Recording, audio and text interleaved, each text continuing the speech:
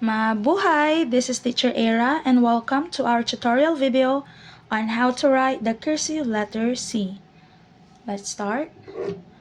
Sa pagsusulat ng cursive letter C, magsisimula tayo sa blue line sa taas. Gagawa tayo ng maliit na bilog. So, 1, 2. Sa maliit na letter C naman, magsisimula tayo sa blue line sa baba. 1, 2.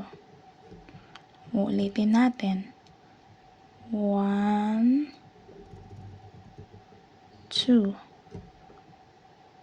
1, 2. Isa pa. 1, 2. 1, 2.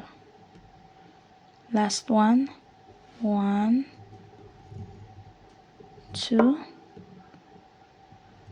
1, 2.